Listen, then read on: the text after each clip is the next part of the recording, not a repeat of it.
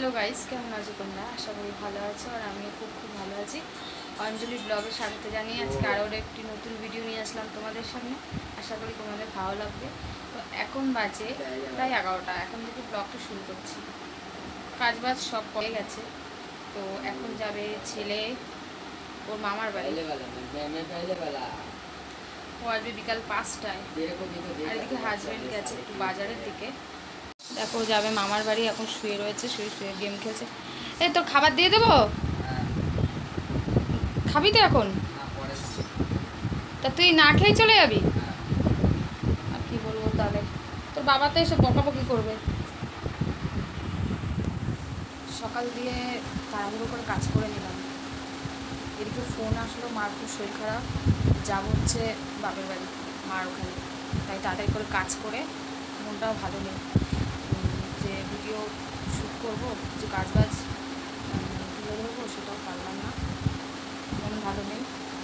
আর ফোনটাও প্রচণ্ড ল্যাগ দিচ্ছে সকাল দিয়ে। তো এই স্নান করে আসলাম, আর এদিকে ছেলের বাবা খাচ্ছে, ও বাড়ি এসে খেতে দিলাম। তাড়াতাড়ি করে গুছিয়ে গেছি, মাঝে একটু খাবার নিয়ে যাবো।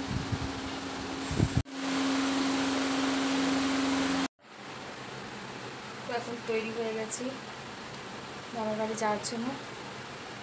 আর এদিকে এই যে জামা কাপড় কিছু ছিল সব ঘরে মেলে দিয়ে গেলাম, যেহেতু তোলার কেউ নেই, হাজব্যান্ডে বেরিয়ে গেছে, যার কারণে সব তুলে রেখে ঘরে যেতে হলো। কী বলবো, বাইরে মেললে কে তুলবে, একা ঘর, কেউ নেই যে তাকে বলে যাবো তুলে রাখতে, তুলে বা কোথায় রাখবো, আমি তো পুরো ঘর তালা দিয়ে রেখে যাবো। তো এই যে তুলে রেখে গেলাম, আর ভেজা ঘরের মধ্যেই শুকিয়ে যাবে, সব আদা শুকনো হয়ে যাবে। আর মার জন্য খাবার প্যাক করে নিয়েছি, মার জন্য খাবার প্যাক করে নিয়েছি এই ব্যাগটাতে। এক্ষুনি বৃষ্টি হয়ে গেল, আবার রোদ উঠেছে।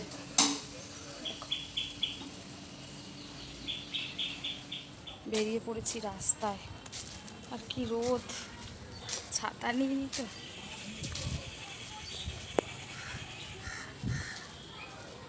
কিরে, কোথায় গেছিলি? কোথায়? ও কি পুজো? ও ওই রাধা গোবিন্দ মন্দিরে? ও আমি তো যাচ্ছি ওই বাড়িতে, মা শরীর খারাপ তো তাই যাচ্ছি। দেখো আমাদের ঘরের দিকে একটু।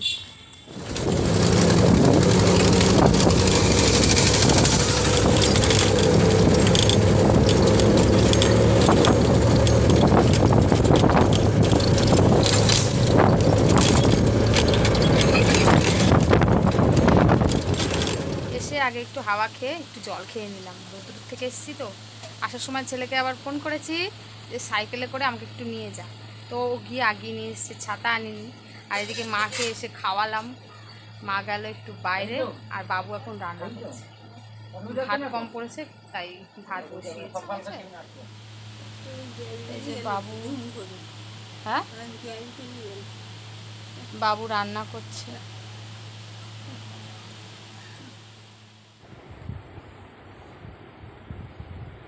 কালকে বাড়ি আসতে অনেকটাই রাত হয়ে গিয়েছিল, তো তারপর আর কি করব, আর ভিডিও শ্যুট করিনি। তো সকালবেলা আবার নতুন করে স্টার্ট করছি। তো গুড মর্নিং বন্ধুরা, কেমন আছো সবাই? আশা করি ভালো আছো, আর আমি খুব ভালো আছি। অঞ্জলির ব্লগে স্বাগত জানিয়ে আজকে সেই ভিডিওটাই আবার শুরু করছি। তো এই যে এখন মাছগুলোকে ভেজে নিচ্ছি। আজকে রান্না করব ওলদে ইলিশ মাছ। মাছগুলো এনেছে একটুও ভালো না, আর বাইরে দেখো কি প্রচুর বৃষ্টি আরম্ভ হয়ে গেছে। আর এদিকে আমি লঙ্কা বেটে রেখেছি, জিরে বাটা আর লঙ্কা বাটা দেব।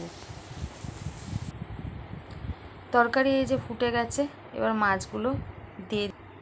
আর এই ওল একদম আমার ছেলে খেতে যায় না, আমার তো ভালো লাগে, কিন্তু মাছগুলো অত জুতের হবে না।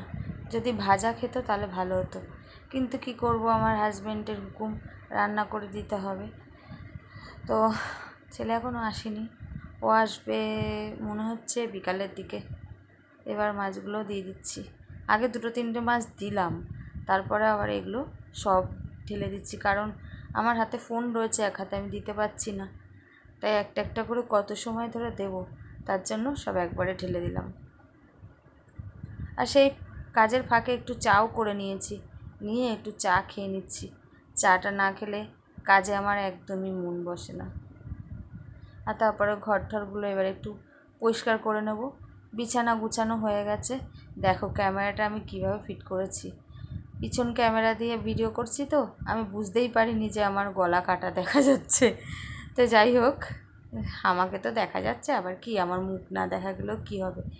তো এই যে ড্রামগুলো বের করছি, দুটো এই গাবলাটার মধ্যে রয়েছে বাসন, ওই ঝুড়িটার মধ্যে বাসন, আর এই ড্রামটার মধ্যে রয়েছে আমার শাড়ি, মানে সুতির শাড়ি।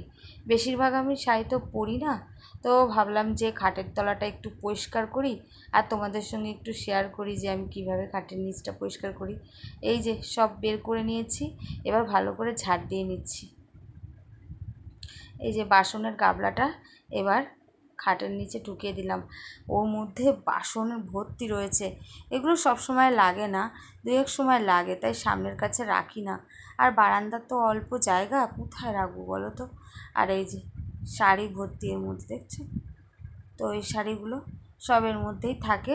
সব সময় তো পরা হয় না, যখন পরি তখন বের করে নিই, আবার রেখে দিই। আলনায় রাখলে তো ইঁদুর মামা আছে, সব কেটে কুটে আমার শেষ করে দেবে। এবার ঘরটা আমি ভালো করে ঝাড় দিয়ে নিচ্ছি। ঘর ঝাড় দিতেই যা একটু সময় লাগে আমার, তারপরে ঘর মুছে তারপর যাবো স্নান করতে। থেকে থেকে বৃষ্টি হচ্ছে আর কেমন জানি ভাবসা গরম, কী যে অস্থিরতা লাগছে শরীরের মধ্যে, আর কী যে একটা জ্বালা হয়েছে, জামা কাপড় তোলো আর মেলো, তোলো আর মেলো। চান করে এই উঠলাম, অনেকে স্নান বলে, আমি চান করছি। তো চান করেই উঠলাম, উঠে একটু সিঁদুর মাথাটা আশ্রয় নিলাম। পুরোপুরি আশ্রাতে পারলাম না, যেহেতু পরে আশ্রালে চুল হয়ে যাবে, তাই বাইরে গিয়ে আশ্রাই। তো বৃষ্টি হচ্ছে বাইরে। আর এই যে দেখো, এই যে জামা কাপড়গুলো সব শুকনো, কালকে কিছুটা আছে, পরশু দিনের কিছুটা আছে, সেইগুলোকে এখন ভাঁজ করতে হবে। আর আজকে কিছু কেচেছি, বিছানা চাদর, বালিশের কভার, এগুলো না কাচলে না হচ্ছে না, অনেক দিন হয়ে গেছে কাচা হচ্ছে না।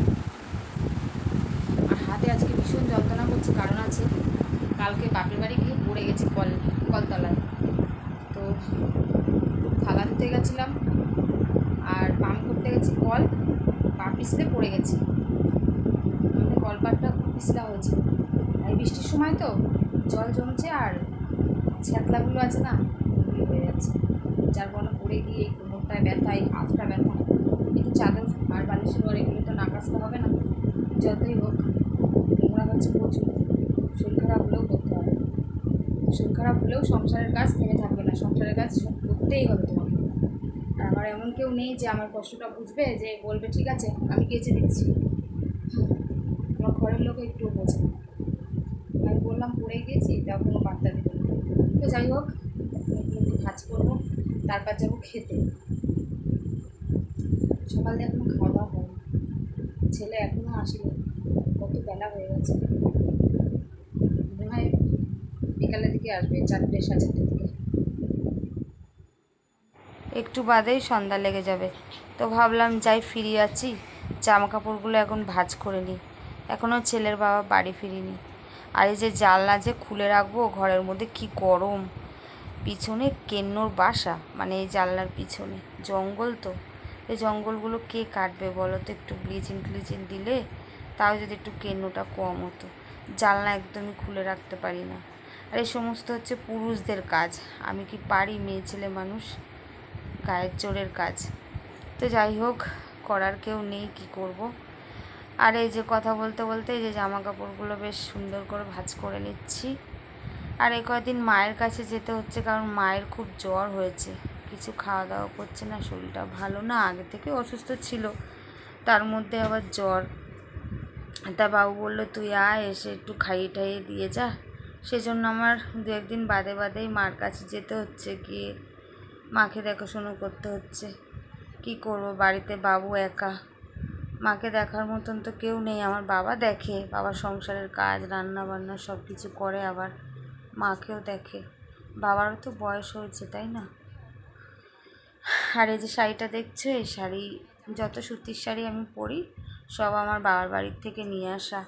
আমার বাবা দুর্গা পুজো করে, তো পুজো আশ্রা করে, তো সেখান থেকে পায়। এবার আমি আর মাই পরি। মা তো এবার আর শাড়ি পরতে পারছে না, অসুস্থ তো, সেজন্য মা শাড়ি পরতেই পারছে না। আর আমি শাড়ি কটা নিয়ে এসেছিলাম, আমি পরি, পরে একটু পুরনো হলেই মাকে দিয়ে দিতাম। আর এই যে ভাঁজ করা হয়ে গেল। বাড়িতে যদি মার কাছে কেউ থাকতো দেখাশুনো করার মতো, তাহলে আমার টেনশন হতো না। রাত্রে যখন শুই নানান কথা চিন্তায় আসে, রাত্রে দু চোখের পাতা এক করতে পারি না।